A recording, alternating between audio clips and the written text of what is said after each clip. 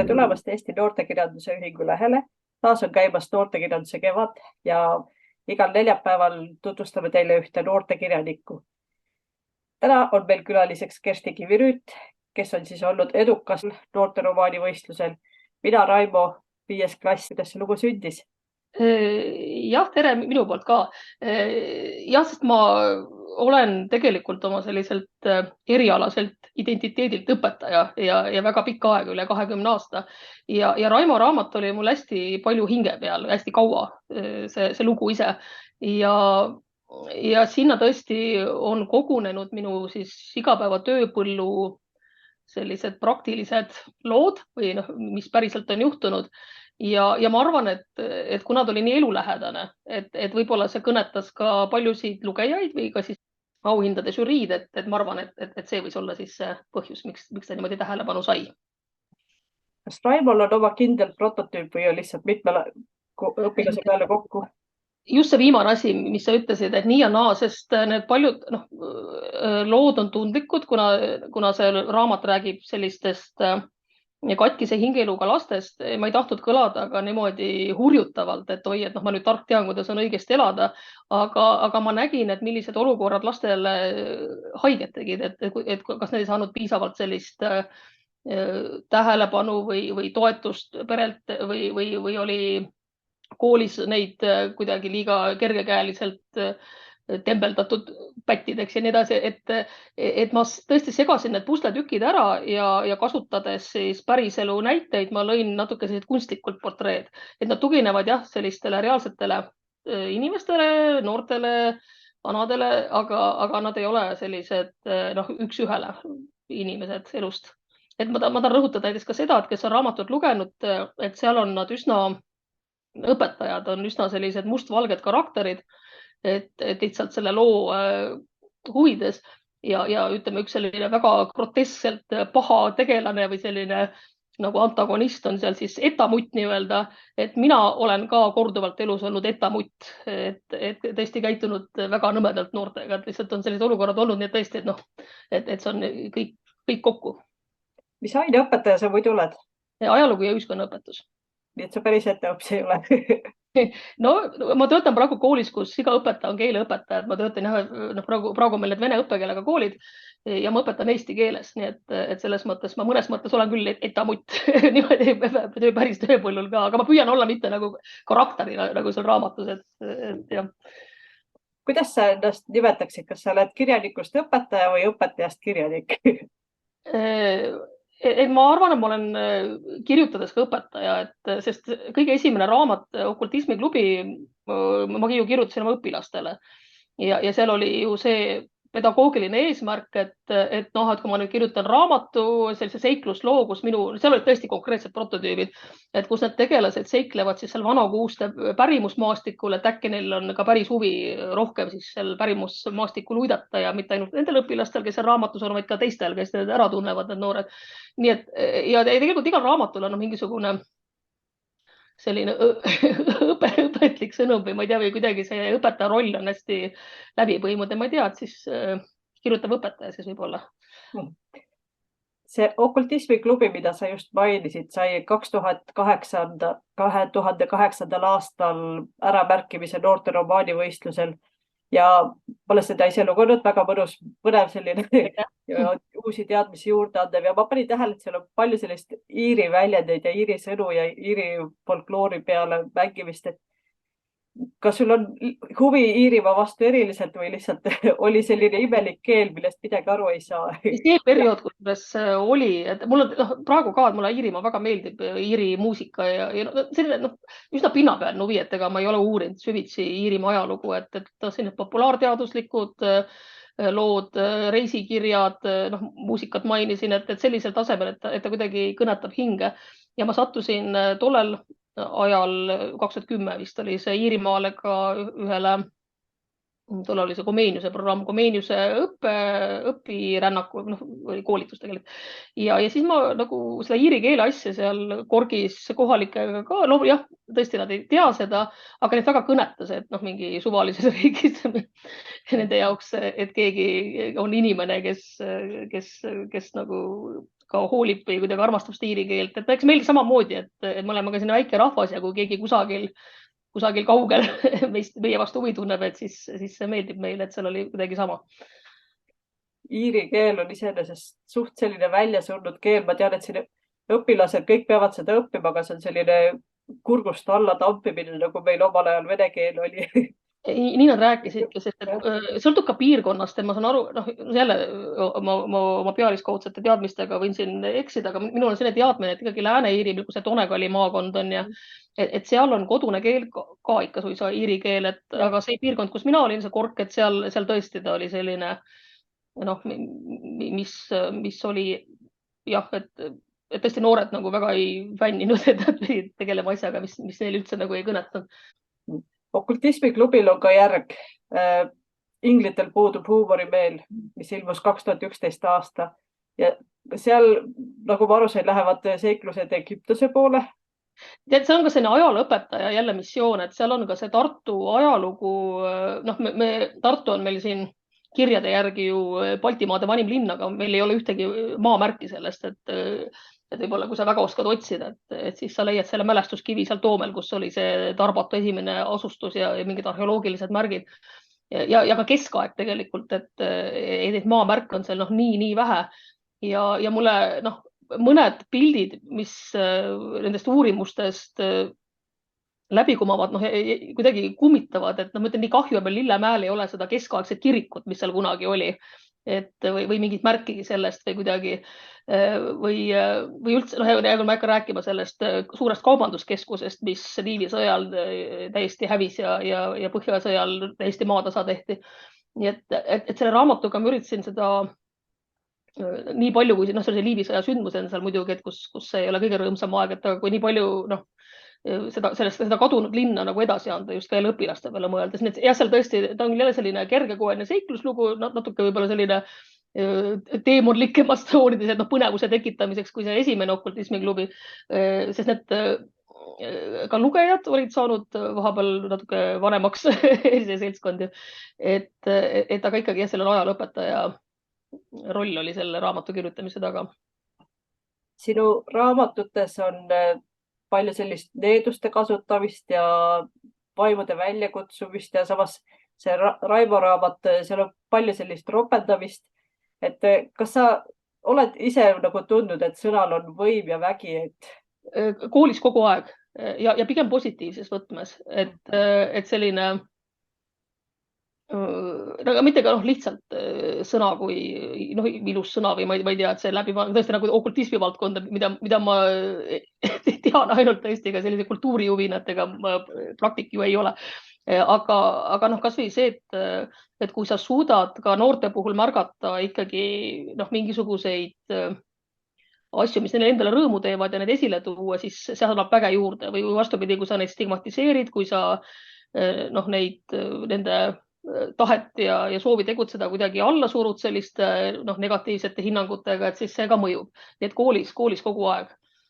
Ja ropendamine on ka vägisõna, et täna meil muideks oligi naistepäeva eri, tulin just 6. C ühiskonnaõpetuse tunnist ja seal ma kasutasin ühte Compassito mängu selliste soostereotüüpide kohta, et mingid väited poiste-tüdrukute, et kas poisid võivad nutta ja nii edasi, et mida nad arvavad ja siis arutasime.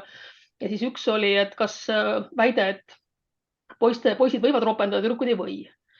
Ja seal oli ka seal erinevad arvamused, aga mulle väga meeldis ja seda enam, et üks Ukraina tüdruk ütles, et kes tõesti on väga palju asju need, mida te peaks nägema sõjas, aga ütleski väga kogu ingest, aga on olukordi, kus ropp sõna on kõige täpsem. Ja teades, mis ta oli nagu üle elanud, ma ütlesin, et ma küll olin neutraalne selles mängus, et ma saan aru, mis sa mõtled selle. Nii et jälle, et vägisõna on vägisõnad, mõnikord, kui sa küll see oli ekstreemne näide selle tüdruku puhul, aga mõnikord, kui sa varba väga valusalt ära lööd, siis mõnikord see üks selline korralik lendu lendav selline vägilane täitsa teeb olukorra palju paremaks. See sama sõna võib erinevaid tähendusi omada erinevates keeltes. See, mis on Eestis on ropp sõna, mujal lihtsalt tavaline tüdruku nimi. see semantiline vorm ka ja samas sa võid ka väga meeldivas sellises väljenduspildis öelda väga selliseid kurje, ebameeldivaid asju, et kõik sõltub ja tõesti, mis motiiv sinu sõna taga on ja mis jõuga sa alla. Ja loomulikult me räägime vägisõnade puhul ka etiketist, mis on alati kokkuleppeline asi. Et ma kujutan ette mõnes sellises puberteetide onnis, et seal võib olla kokkuleppeline asi, et täna ma ainult ropendame ja see on kõik okei. Et kõik sõltub ka kokkulepetest, kui me etiketi juurde jõuame just. Kirjanikuna, kuidas sa tunned, milline loom võiks olla sinu hingelind või hingeloom, et kellega sa savastuksid, et nagu Pullmani tumedates ainetes olid need taemonid seal? Ma olen kogu aeg nüüd hästi pikalt kasse pidanud, et võib-olla tõesti kass, et kuidagi mulle nende pragmaatika meeldib või et see, või nad jätavad sellise voru natuke hedonistliku mulje mõnes mõttes, et ja see isepäisus, et võib-olla kass jah, aga ma ei tea, me ei ole tõesti nagu niimoodi seda mõtestanud, aga see on jah huvitav küsimus. Kui palju sinu tutvusringkonnas või sõpruskonnas on teisi kirjanikke? Ma tean, et ulmekirjanikud hoiavad väga palju kokku ja teil on need ulmekogunemised igal aastal. Ja see on hästi tore seltskond ja ma pigem olen seal jälgija ja mulle väga meeldib selline ka vabatahtlik selline reaktor näiteks, nagu selline, et on vabatahtlikust, kes ka kirjastavad, kes vabatahtlikus arvustavad ja reaktorit ma iga kuu ootan.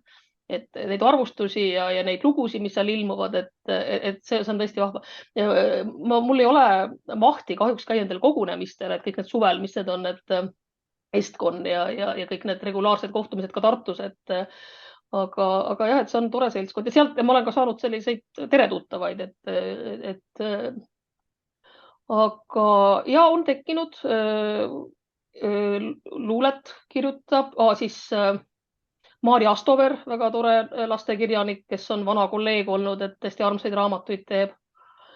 Siis no muidugi jah, et on inimesed, kes juba enne olid kirjanikud, kellega ma olen saanud ka kas sotsiaalmeedia kaudu tuttavaks. Siin on erinevad sellised väärtussõjad, mis meil on siin infomaastikul, et sealt kaudu näiteks Maarja Kangroga ka niimoodi tere tuttavaks just tänu nendele ühistele maailmavaadetele. Nii et ei, on leidub, ma jäin lihtsalt jah mõtisklema, et praegu on hoobilt raske seda loetelu teha, aga leidub. Kuidas sa ise kirjutamiseni jõudsid? Kas sa teadsid lapsest saadik, et sa tahad kirjanikuks saada või tuli see lihtsalt kogunes sinusse nii palju jutt, et lõpuks pidid need välja kirjutama endast? Mõlemad on õiged, et mul olid päris head kirjandid koolis ja tegelikult eesti keele õpetus, et või on potentsiaali ja siis kuidagi see mõte jäi, aga ma unustasin selle vahepeal ära, sest ma tahtsin loomulikult saada näitlejaks ja primadonnaks mingi aeg, milleks ma ei saanud. Aga see kirjutamine tuli selle sama Kuuste kooli õpetaja tööga ja need samad Kuuste mõisa see salapära ja tõesti me käisime seal öösel koolis, meil olid sellised noorteklubid lihtsalt ja meil oli seal ka sellised müstilisi juhtumisi, nagu ikka vanas majas juhtub ja see ka inspireeris ja kõik see oli väga huvitav. Nii et see Kuuste kool käivitas ja see okultismiklubi oligi ju see esimene ja ja nagu sa ütlesid, et see oli tõesti tekst, mis tahtis lihtsalt välja saada organismist ja see, et ta niimoodi selle ära märgiti konkursil ja sellest raamat sündis, et see julgustas, et kiida lolli, loll rabab, on ju, et see oli see olukord. Nii et jah, nii sündis. Milline su kirjutamisprotsess välja näeb? Kas sa teed mingi hästi täpse struktuuri valmis või lihtsalt tuleb kuskilt see jutt, hakkad otsast pihta kirjutama ja kuni lõpuni välja lased? Alguses on märkmed, et kuna kirjutamine on mul hobi, et ja nagu ma ütlesin, ma põhitööga olen ikkagi õpetaja ja kes joonistab pärast tööd, kes käib matkamas, kes teeb trenni, et siis mulle meeldib neid erinevaid situatsioone lihtsalt panna märkmetena kirja ja mulle väga meeldib, ma ei tea, viimasel ajal võib-olla see, et meil elu on nii närviline ümber ja nii palju selliseid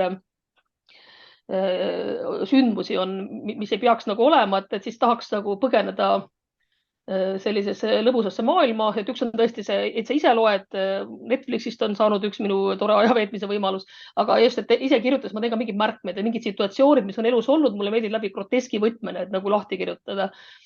Ja need märkmed tekivad lihtsalt väiksed jupid ja mingi aeg võib tekkida nagu sellest lugu. Et niimoodi, ja see võib olla väga pikk aeg ja see võib olla ka lühem aeg, et siin nagu ei ole. Aga siis ta lihtsalt hakkab tulema, nagu sa ütlesid, et otsast lähen sinna loo sisse ja kas on kiiksud ka, mis kirjutamise ajal välja löövad, et kas sul on mingit kindlat ruumi vaja selle jaoks või öösel kirjutad või hommikul või? Et kui ma tahan lugu kokku kirjutada, siis ma tahan nagu hästi pikka aega sellist täiesti isolatsiooni, sest et see jah, et ma ütlen, see märkmete aeg, et see on selline lihtsalt üsna hektiline ja sealt ma nagu ei ole ka mingit ootusi, et sealt paljud märkmed on ka sellised, mis jäävadki märkmeteks.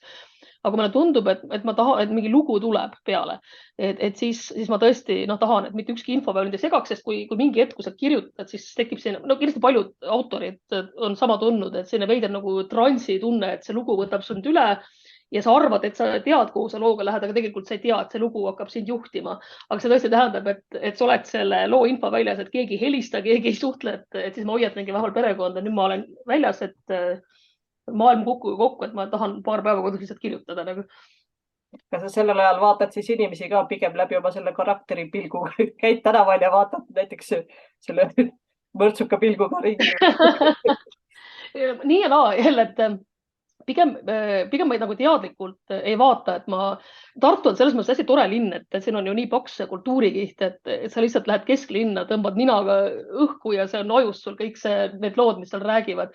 Et kui ma Mänge mõisa peale kirjutasin, siis mul oli hästi suur obsessioon selle sõjaeelse Tartu suhtes ja see oli täpselt see, et sa kõnnid ja siis sa näed, kuidas Tartu või kuidagi need pildid hakkavad ajupildis moonduma ja ta nagu tuleb naturaalselt, et sa isegi ei pea väga sundima seda paralleelmaailma seal.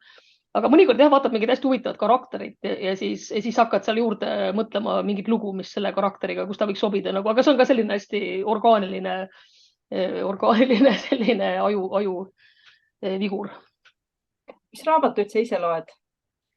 Viimasel ajal pigem erialast kirjandust, et muidu mulle meeldib ilukirjandusele laiemalt, et pigem selline kerge seiklus. Et just sellepärast, et oleks nagu pigem sellise teraapilise mõjuga, et meelelahutus. Et on raamatud, näiteks Serafim Bogdanovilt oli hästi, absoluutselt jumast hästi kirjutatud raamat. Et aga see raske draama, et kõik see väärkohtlemine ja kõik see oli see Miilitsa figuuri selline õudselt rusuv karakter ja kõik see, et ma ei taha nagu läbi kirjanduse nüüd kogeda. See oli super raamat, aga ma ikkagi eelistaks sellist kerget meelelahutust. Ja eriti praegu, kus ma töötan koolis, kus on üle 200 Ukraina põgeniku, Ukraina kolleegid, et need on hästi rasked lood, mis seal taga on. Et ma tulen koju, siis ma tahan sellist kerget meelelahutust, mida jaburam, seda parem praegu. Nii et praegu nagu eriti see periood. Et jah, aga sellised krimilood, ulme, samasest see Reaktori, need kohalikud ulmefännid kirjutavad, et see praegu läheb päris hästi peale. Kui sa ise kirjutad, kas sa üritad olla pigem hästi originaalne või arvestada just sellega, mida lugejad lugeda tahaksid? Ma üritan vältida klišeesid, et mitte kirjutada ümber alateadlikult mingisugust stseeni, mida ma tegelikult kuskilt filmist olen näinud või kusagilt mujalt lugenud. Ja ma üritan olla lugupidav nende karakteri suhtes, sest tihti tõesti on need sellised elust inspireeritud tüübid ja ma üritan nagu hästi nende kingadesse minna. Need pigem seda autentsust ma proovin küll leida. Ma ei ole nagu sihtinud sihtgruppi, aga ma arvan, et pigem mahuvad need raamatud tõesti teismelised, kuna ma nii palju töötan noortega ja siis selline nagu inglise keeles on young adult, et selline täiskasvanud, aga sellised noored täiskasvanud.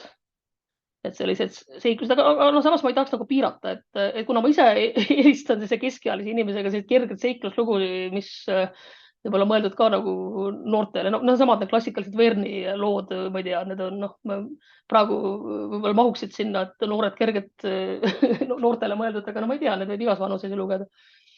Nii et ei jah, et ma teadlikult ei planeeri niimoodi, et aga püüan olla siis autentne nagu omas nagu eneseväljenduses. Mis kirjutamise juures sinu jaoks kõige raskem on? Kas on tegelaste nimede valimine või lihtsalt see täiusliku idee paberile saamine või? Aja leidmine. Et ma arvan, kui ma pensioni ikka jõuan, et siis on nagu rohkem aega mõnusalt kirjutada ja mitte ainult kirjutada, et siin üks mõte oli siin küsimustes, et kirjaniku edu, et mis see tähendab, et ja kui edukuse all edukust tõlgendada nii, et kirjanik saabki kirjutamisega ennast ära elatada, siis see tähendab seda ka, et kirjanik on väga hea nagu müügitöö tegija, et see osa ei ole sugugi mitte vähem tähtis sellise tänapäevases turumajanduslikus maailmas, et üks asi on, sa paned mõtted paberile, teine on see, kuidas need mõtted jõuavad lugejani ja kuidas need mõtted aidata siis võib-olla ka lahti või seostada, et miks see mõtted tähtsad siis peaksid olema maailmas, kus on lugejaid võib-olla vähem kui kirjutajaid et see on siis ka oluline, nii et jah, et selleks võiks ka aega olla. Et aja leidmine on kõige suurem väljakutse. Mis nõu sa annaksid neile noortele, kes alles unistavad kirjanikuks saamisest? Pange aga julgelt kõik paberile, et kõik, mis tuleb ja ma soovitan osaleda nendel konkurssidel, mida on päris mitu. Tänapäev on hästi tubli selles mõttes, et ta sellise suure kirjastusena annab uutele autoritele nii palju võimalusi, et seal on ju päris mitmed erinevad konkursid, et hoidke just noored silma peal noorteromaanide konkursil, mida minu teada iga 2 aasta vist korraldatakse. Ja minu arust seal ongi hästi vahvad noored autorid ju saanud ka võimaluse siis ennast avaldada ja siis jätkata ka selle autorina. Ja tegelikult ka Eesti Kirjanike Liit jätkuvalt teeb üle 2 aasta, et selles mõttes on see hea võimalus ka silma torgata võib-olla, et seal ei pruugi olla nii lihtne võib-olla püünele pääseda, aga seal on võimalik seal siis saada žüriilt tagasisidet ja miks mitte proovida. Ja tasub üldse silma peal, et ka mõned väiksemad kirjastused on aeg-ajalt konkursse korraldanud, et ka siis sinna tasub ennast proovile panna. Nii et see on hästi hea võimalus siis saada avaldatud. Mis teeb ühe loo heaks looks? See on hästi subjektiivne. Ma ütlen, nagu ma enne siin ütlesin, et mulle praegu ma hästi vajan sellist kerget seiklust, mis ajab mind naerma ja tekitab sellise tunde, et kõik on väga tore. Elu on lihtne, et see on praegu minu jaoks hea lugu. Aga absoluutselt see, mis ma enne ütlesin, Serafima Bogdan, et see on ka väga hea lugu. Et see on väga hästi kirjutatud, see veab sind endasse, see on ühe regiooni sellist igapäevaelu avav lugu läbi sellise ajaliini, nii et ja see annab ka siis Eesti kultuuriloole sellist tähenduslikkust, nii et kelle jaoks hea lugu ja mis mõttes, et see võib olla hästi erinev, et ma isegi ei julge nagu siin loetelu teha, sõltub. Kuidas sulle tundub, kas noortele on raskem kirjutada või kergem kirjutada kui näiteks täiskasvanutele või lastele? Ja ma arvan, et siin nagu vahet ei ole, et siin on kuidas sul see enda mõte rändab, et mis on oluliselt, kuna ma ise tõesti töötan noortega ja ma olen rohkem noorte seltskonnas oma töö tõttu kui täiskasvanud inimese seltskonnas, et siis mul endal on lihtsam häälestuda noorte lainele, sest ma nii palju näen neid. Et tõesti sõltub, mis teemat autorid kõnetavad ja mida tahab avada. Et see on nagu, ma arvan, see on sama. Aga suur aitäh sulle, Kersti, ja ma viimaseks küsin nüüd, et mis sul plaanid on, kas sul on midagi pooleli, millal uus noortekas tuleb?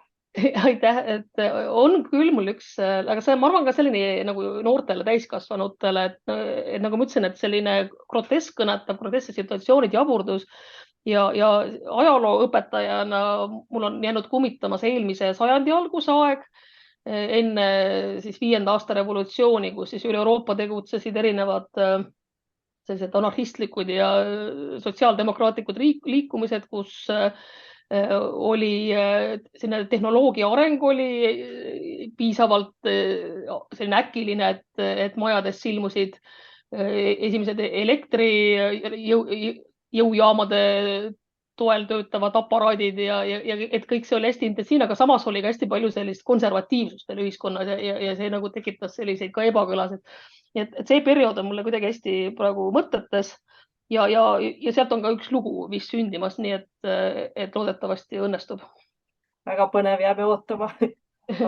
Suur aitäh sulle. Aitäh. Kohtumisteni. Kohtumisteni, kõike head.